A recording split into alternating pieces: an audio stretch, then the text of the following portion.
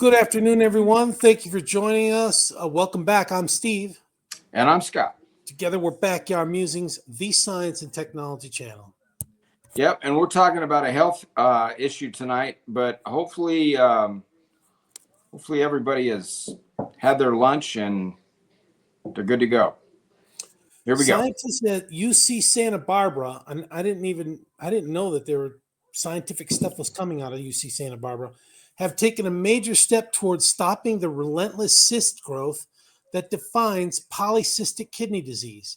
Polycystic kidney disease, PKD, is an inherited condition in which clusters of fluid-filled sacs gradually develop throughout the kidneys. Man, as these cysts enlarge and multiply, they interfere with normal kidney activity, and can cause severe pain, I'll bet. Many patients eventually require dialysis when the organs can no longer keep up. At present, there is no available cure. Wow. Researchers at the University of California, Santa Barbara, are exploring a treatment designed to reach directly into these cysts and disrupt the signals that keep them expanding. Their approach relies on highly specific monoclonal antibodies, which are lab-made proteins used in many forms of immunotherapy. Would you like to know more? So monoclonal antibodies, that was some of the things that they were using for COVID. Oh, okay. Yeah, to treat COVID. So, okay, this is a quote. "The cysts just keep growing endlessly," said UCSB biologist Thomas Weebs, senior author of the study reported in the journal Cell Reports Medicine. Going on with the quote, "And we want to stop them. So we need to get a drug into these cysts that will make them stop." That's the end of the quote. This research received funding support from the National Institutes of Health. That's the NIH, not a big fan. And the U.S. Department of Defense. Interesting that defense would be. That would be, that's interesting. Why would the DOD or Department of War want that? I was just going to clarify that. We are no longer calling it defense. We're calling it the Department of War. So, I don't know why they would be in there. Maybe, I don't know. Germ warfare, I don't know, and that's kind of weird. Maybe, yeah. Several small molecule drugs have shown the ability to slow cyst growth, but the only medication currently available that offers some benefit often causes significant side effects in kidney tissue, Weems noted. Laboratory-produced antibodies offer more precise targeting, yet the most common type, immunoglobulin, which is IgG, is too large to enter the cysts where the disease process is taking place. Okay, that's not good. They need to find something to fight this, right? Yeah. Good.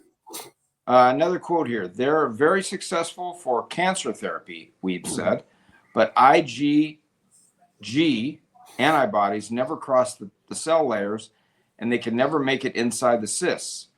And again, that's a quote. "And that's important," he added, "because inside the cyst, a pocket of tissue lined with epithelia cells is where the action is." Okay. Here's a quote. "Many of the cyst lining cells actually make growth factors, and they secrete them into the cyst fluid," he explained. "And these growth factors then bind back to the same cells or to neighboring cells and continue to stimulate themselves and each other. So it's like a never-ending scheme in which the cells just keep activating themselves and other cells in there. Our premise was that if you block either the growth factor or the receptor for the growth factor, you should be able to stop this constant activation of the cells." Either a dimeric immunoglobulin A, D, which I'm not even going to go there, and a monoclonal antibody that can cross epithelial membranes. Excuse me. In the human body, DIGA, which is that it's actually the dimeric immunoglobulin A, is naturally released into mucus, saliva, and tears as an early defense against pathogens. A 2015 paper by Weebs and his team, so they've been studying this a while, proposed that DIGA could bind to polymeric immunoglobulin receptors on epithelial cells and move through the membrane into kidney cysts. Okay. Once there, it could target the receptors linked to uncontrolled cyst expansion.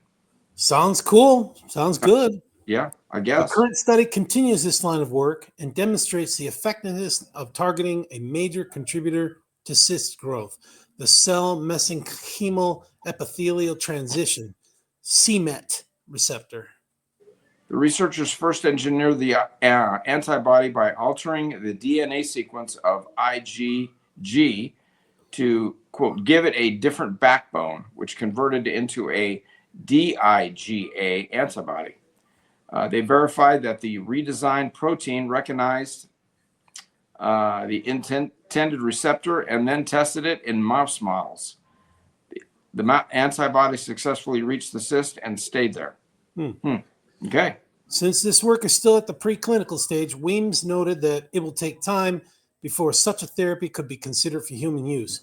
The research team will need collaborators with an interest in PKD, that's code for send me your money, as well as access to facilities that can support the development of new antibodies and help test additional targets. Sounds promising. Yeah, well, it sounds like they're on it anyway. So I'd never even heard of this. So, I know, this sounds nasty. No cure, does. pain, abdominal pain. Yeah. Have you ever watched Dr. Pimple Popper? Yeah. My sister-in-law loves that show, loves that YouTube channel. It's pretty disgusting, but she's got a following. So I had that on my thumb about a month and a half ago. Well, I was going to say, how was your thumb, by the way? Well, it's still regrowing. The nail still regrowing. Yeah, and still kind of red. Is it tender? Yeah, it's a little bit tender. Yeah. Okay. Well, again, hope you haven't.